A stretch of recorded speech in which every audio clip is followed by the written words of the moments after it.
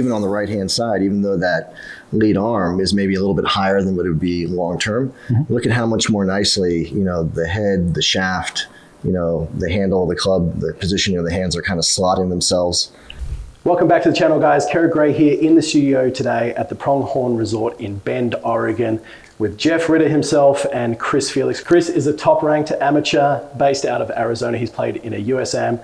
And Jeff and myself are going to be running through a little live lesson today so you can see a sneak peek of how we would go about improving Chris's golf swing and elevating his performance. Stay tuned. This video is going to be a great watch.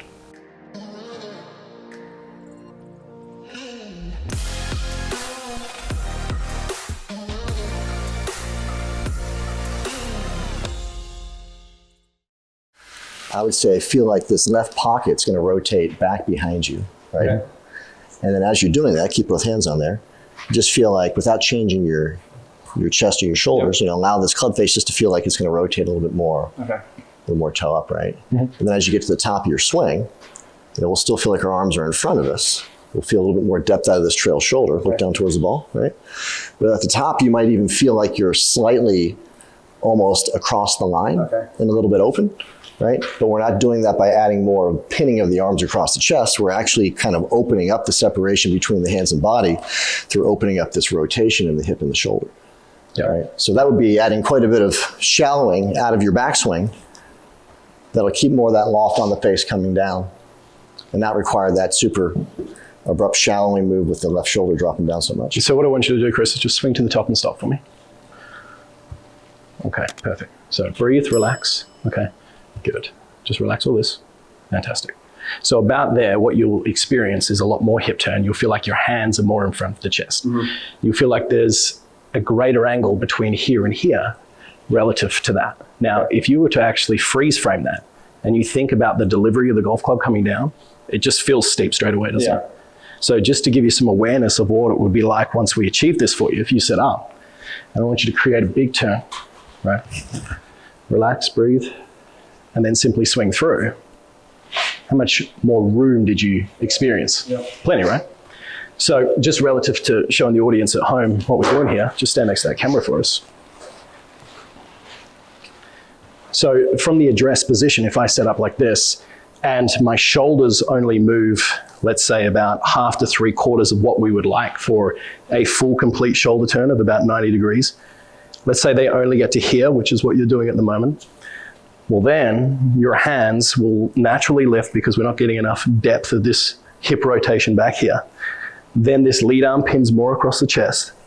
Then as a result, because it's already so acute across here, this is pinned, this gets very narrow. Then as a good player, what we generally see is a lot of bend back into the golf ball, which what Jeff was explaining before is a shallowing effect that enables you to hit the golf ball.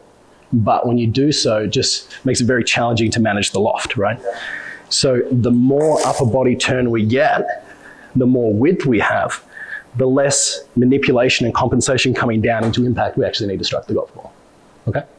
So when you come in here, what I'm just gonna help you do in the backswing and we'll flip this around because you're a lefty, is this hip is going to move more back and behind you. So we're gonna focus on your tailbone, getting your tailbone moving more over towards your front foot or your front heel. And then I'm just going to get you to stop about halfway back, nice and relaxed, and then swing through and hit the golf ball from there, okay? Go ahead and do that again. Look at how much he's getting this trail hip wound up, right? Look at how much he's allowing this lead knee to work, back towards where the golf ball will be. And also the spacing between his legs, go back to address again. He's got a certain amount of distance between his lead and trail leg, right?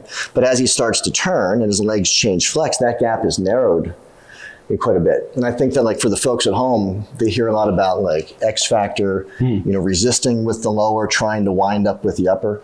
I mean, that works for some players, but with you, you're not moving your lower body at all. You're athletic, you're pretty fit, probably more mobile than everyone at home, but still your arm to torso sequencing, if you will, right? Or spacing, if you will, it's being compromised due in part to the fact that you're not rotating the lower half. So most people will do way better freeing up the lower half of their body. Correct. Right? To get their arms and body better sequence for whatever ball flight they're trying to hit. Yeah. One thing that I thought would be a cool exercise for him and people at home is just like grab a ball, like any kind of ball out of your, garage or whatnot. And for you, Felix, and I'll do this as a lefty, right? So for you, how much can I get this trail hip and trail shoulder to feel like they're winding up back and behind me? And as you do that, really feel like you're going to almost give this ball just a little bit of a rotation, kind of like a little handshake with both hands this way, right? As opposed to being this way, bouncing the ball, which where you would have the face more closed. So wind up as much as you can, get to the top, and do what I call the accordion drill, right? So an accordion kind of goes in and out, right? So we're trying to get you rotated as much as possible, but we're also trying to keep your arms in front of you, but also feel like we have a little bit more width. So we turn, stretch, stretch, stretch, in, out, in, out, in, out. There's the accordion. Back to addressing him. I think this is a really good way for you to feel more rotation. Yeah, you can see the upper body turn there, the lower body turn. And like Chris, at the top of your swing there, mate, you're probably maxing about there. Yeah. And then the rest of it, if Jeff, you set up to it, you go to there and you start. You were then all arms to the top. Right. And that was just getting super pinned. Okay. Right. So when you jump in here, that's a great exercise that you can practice at home, just to get the feeling of the chest and the hips rotating and extending a little bit more at the top of the swing, which is only going to give you more power, right? You're going to get more distance and consistency out of your ball striking. But relative to what you need now, let's get you to jump in. His backswing might feel like when he's practicing, like he's got the same amount of rotation as his follow through has. Yeah. Right. Just a ton of wind up in a ton of space. Chest towards leg. Correct. Yeah. Correct. All right. So set up to that one for me. Okay. So what I want you to do is swing back to what you consider is right arm parallel in the backswing for me. Okay. Yeah. So nice and slow. Relax the upper body. Okay, stop. Great. Now, from here, I want you to close your eyes. Relax, relax. Good. Perfect. And swing through from there. Great. Now, when you swing through, the cue that I want you to have is that you just, instead of trying to swing the arms violently down towards the golf ball, which you previously had to do, is once you're set at the top, just feel like you're just bumping a little bit of pressure onto the front foot, and the arms are just falling down. So you only need to hit this like 50 meters. Okay. Okay. So nice and slow, halfway back. Okay, stop, relax, breathe. Perfect. Okay, and let the arms fall. Great. And again. So as you're doing this, I'm going to film this from the face-on angle again so we can look at it for you, to show you just relative to where you were at the beginning of what it looks like right now. Okay, so go ahead and just wind it up. Stop at the top. Okay. So I feel like a little more depth here. Like really overdo it. Allow these knees to come in. This will stay flexed just a little bit, right? Okay. A little softer here, as Kerrod was mentioning, but deeper with that shoulder. There you go. Soft with the elbow. And that would be a pretty huge exaggeration. A little softer there.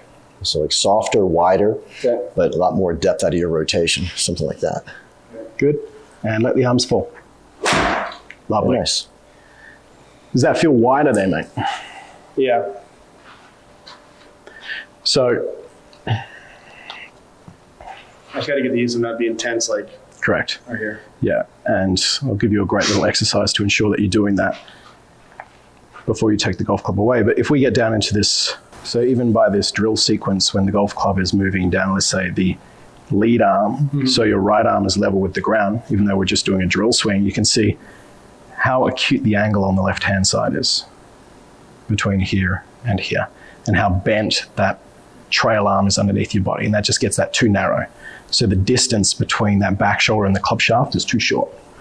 Whereas over here on the right-hand side, you can see it's a lot wider. We talked about creating more of that shoulder rotation. Less hunched over and... Yeah, absolutely. You're taller, you're more extended. Yeah. It's going to allow you to then utilize your effectiveness to push into the ground. So then as the golf club comes into the ball, you'll start to see, as Jeff was alluding to before, about how that trail arm, and this is the great thing about making some changes earlier in the swing, all of a sudden, because you've got a longer arm in the backswing, that trail arm, it's a lot longer coming into impact. So you can see how much this is driven forward, right? Now the hands, exactly, stuck. And then you've got to tilt back, drive the handle into this image, but now you've got all the room in the world to let the golf club naturally release without having to try and time all this steepness and shallowness coming into the ball. That's pretty good. Yeah, that's great. So let's do it again. So Jeff, I just want you to move him into position at the top for me. So just to release the tension, the best thing you can do is set up with the club down behind the ball. Don't re-grip, but pump your elbows back and towards you by moving them like this. Yeah, there you go. Perfect. And then you take the golf club away. There you go. Right on. Go back to the start again, right? Now try and feel like that trail hip is rotating, a little bit more with the takeaway sequence here, right? Now keep on going, turning, right? Right about there. A little softer with that left knee, right? Then let's go softer here, deeper here. Now let's go ahead and let's go accordion in and out. So like hands to your chest, hands away, Perfect. Rotate more. Hands into your chest, hands away. And so you can really feel like when you look down, feel like your trail shoulder is on the target side of your spine, or the target side of the back of your neck, right? So that right there is a pretty big difference from where we started. A little bit over exaggerated, but that's what you got to feel there, bud. Good, beautiful. Yeah, just feel this. Yeah, have them do that again for a second. So take your setup, go into that backswing position. A lot of things we talk about in coaching these days is about trying to keep the elbows kind of squeezed together, right? But for some people, you get too much squeeze, too much tension here. And not only is it stifling how much this shoulder can rotate, but this one's also getting locked too, right? Yeah. So the more you soften here, the more range of motion you should feel out of that lead shoulder as well. So for you to feel like you're kind of like soft and wide with your arms while your arms are still in front of you, closing the gap between the legs, but getting more depth out of that trail shoulder. Look on down. And that right there looks great. That's perfect. Yeah, great. Okay. That's a huge difference. Let's see it, Chris.